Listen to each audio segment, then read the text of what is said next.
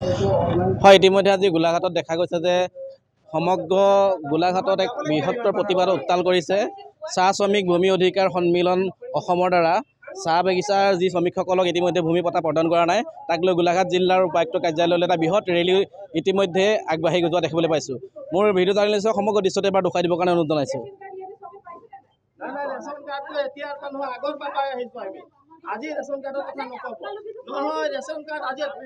ইতিমধ্যে সহকাৰী উপায়ুক্তগৰাকীৰ লগত ইয়াতে বাকবিতণ্ডা লিপ্ত হৈছে। মই সমগ্ৰ দৃশ্যটো মোৰ কেমেৰা পাৰ্চনক বন্দী কৰিবলৈ অনুৰোধ জনোৱা হৈছে।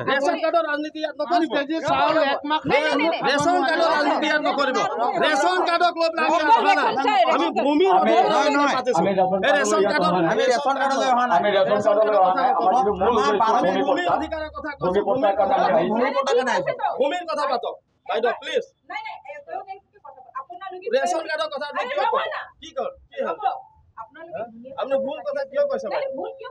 আমি ৰেচন কাৰ্ডৰ হেৰি নাই কৰা নহয়। দুদিন আগতে অৰুণোদয় বিতৰণী হৈছে। অৰুণোদয় আমাক নালাগে।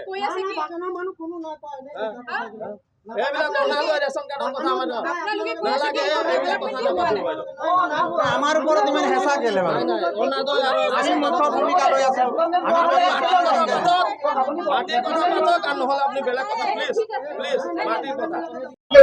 হয়, ইতিমধ্যতে গোলাঘাটৰ দণ্ডাধীশ বাইদেউৰ লগত চাহ শ্ৰমিক যি ভূমি অধিকাৰ মঞ্চ আছিলে তেখেতলোকে বাকবিতণ্ডা লিপ্ত হোৱা দেখিছে। মই পোনপটীয়াকৈ জানিব বিচাৰিছোঁ যে তেখেতলোকৰ কি সমস্যা হৈছে।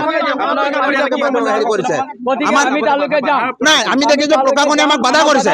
মেজিষ্ট্ৰেট গৰাকী আহি মেলি পেলাই আমাক বাধা কৰিছে। কি কাৰণে? কাৰ স্বত্বলিপি মতে? হিমন্ত বিশ্ব শৰ্মা ডাঙৰীয়া স্বত্বলিপি মতে আমাৰ মিছন বসুন্ধৰা 3 পইণ্টত আমাক আচলতে মাটিৰ পট্টা দিম বুলি মেলি পেলাই ক'লে। ATC টি গাৰ্ডেনৰ পৰা আমাক মাটিৰ পট্টা দিম বুলি মেলি পেলাই ক'লে। তাৰপৰা এতিয়া আমি যেতিয়া নেকি মাটিৰ পট্টা বিচাৰি মেলি পেলাই গৈছোঁ আৰু 19টা দিন আছে, ডিচেম্বৰ মাহত শেষ হ'ব মিছন বসুন্ধৰা। কিন্তু এতিয়া আমি দেখিবলৈ পাইছোঁ আমাক যাবলৈ কিন্তু বাধা কৰিছে। এই দেখিছে পুলিচ আৰক্ষী বাহিনী কেনেকুৱা। আমি কেতিয়াও এই বাধা আমি মানি ল'ব নোৱাৰোঁ। লাগিলে আমি গুলি খাম, কিন্তু আমাৰ গুলি খাম, আমি মৰি যাম, কিন্তু আমি মাটিৰ পট্টা আমাক দিবই লাগিব। আমি লাগিবই মাটি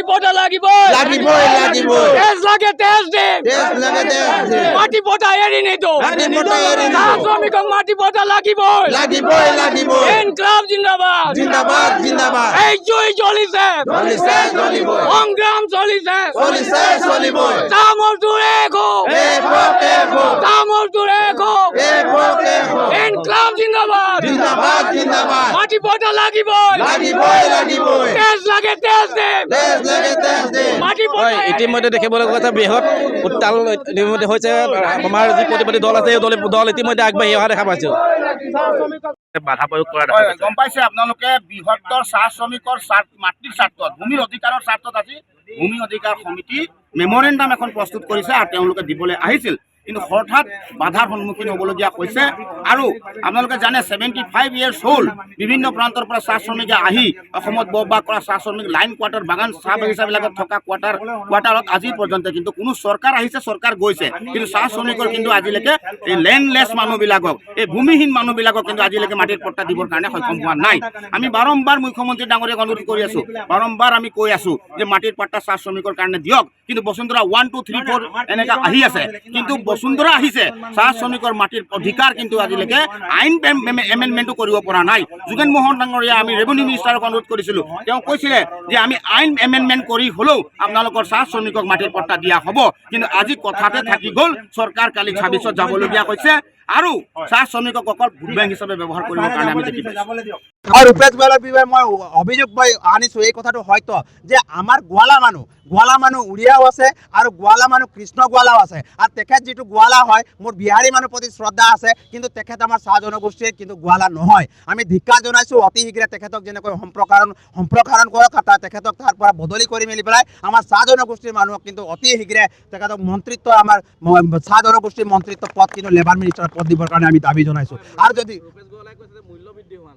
ৰূপেশ গোৱালাই মূল্য বৃদ্ধি হোৱা নাই বুলি পেলাই কেনেকৈ ক'ব? আপোনালোকক এইটোৰ কাৰণে তাৰ মাকক পঠিয়াই আকৌ বজাৰ কৰিবৰ কাৰণে, তাৰ মাকে বজাৰ কৰিবৰ কাৰণে যায়। আৰু বজাৰত গ'লে আপোনালোকে নিজে জানে যে বিলাহীৰ দাম কিমান বুলি ক'লে কেজিৰ কথা কয় নেকি? আপোনালোকে কওকচোন। তাততো এইটো কথাহে কয় যে পোৱা কিমান বোলে 25 টকা, তাৰমানে বিলাহীৰ কেজি দাম কিমান? 100 টকা। যাতে চাহ শ্ৰমিকসকলে 250 টকাত মানে এপোৱাটোত মানে কিনি খাব পাৰিব, সেই চিষ্টেমটো তেওঁলোকে দেখুৱাবলৈ বিচাৰে। আচলতে চাহ শ্ৰমিকক ডাষ্টবিনৰ দৰে ব্যৱহাৰ কৰি আছে।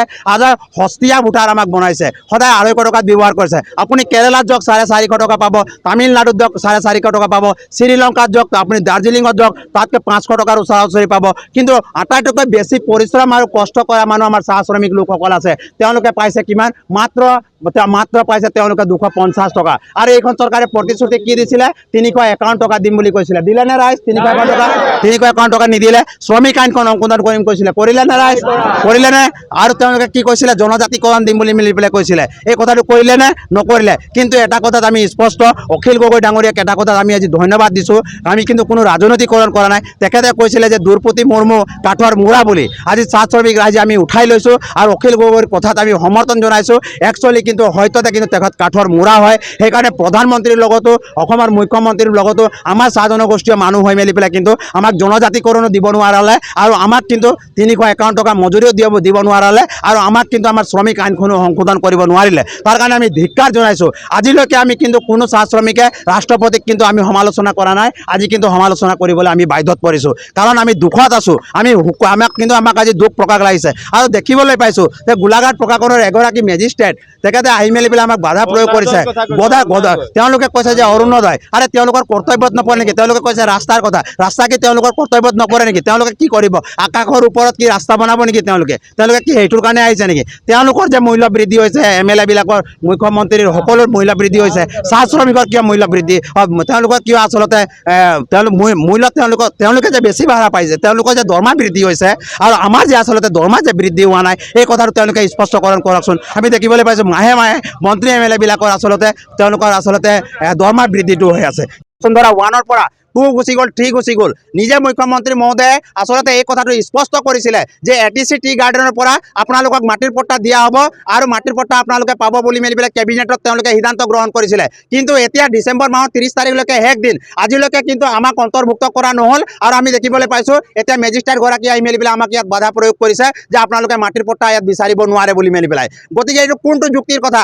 আপোনালোকে ভাবক, NRCৰ কাৰণে 1971 চনৰ যিটো নেকি সীমা বান্ধি দিছিলে, সেইসকল মানুহক আচলতে যদি ইয়াত NRC আচলতে থাকিবলৈ তেওঁলোকক বাসিন্দা দিব পাৰে, তেতিয়াহ'লে আমি 200 বছৰ ধৰি মেলি পেলাই বসবাস কৰিছোঁ, মাটিৰ পট্টা আমাক দিয়া নাই। আৰু মুখ্যমন্ত্ৰী নিজেই আচলতে এই কথাটো উল্লেখ কৰিছিলে যে চাহ শ্ৰমিকসকলে কংগ্ৰেছে দিব নোৱাৰা কামটো আমি কৰিব পাৰিম বুলি মেলি পেলাই কৈছিলে আৰু আমি দেখুৱাই দিম বুলি মেলি পেলাই কৈছিলে। আমাৰ ওচৰত তথ্য আছে আৰু তথ্য সহকাৰে আমি আহিছোঁ। আৰু আজি আমি দেখিবলৈ পাইছোঁ যে বিজেপিৰ আচলতে মুখ্যমন্ত্ৰীৰ চুত্ৰলিপি মতে এই মেজিষ্ট্ৰেট গৰাকী আহি মেলি পেলাই আমাৰ চাহ শ্ৰমিকক বাধা কৰিছে। সেইকাৰণে আমি সিদ্ধান্ত কৰিছোঁ এইবাৰ চাহ শ্ৰমিকৰ 1,30,00,000 মানুহে আমি এইবাৰ বিজেপি চৰকাৰক ভোট নিদিওঁ আৰু ভোট নিদি মেলি পেলাই আমাক আমি কোনো পৰ্যায় এইবাৰ তেওঁলোকে আমাৰ ইয়াৰ পৰা ভোট নাপায়।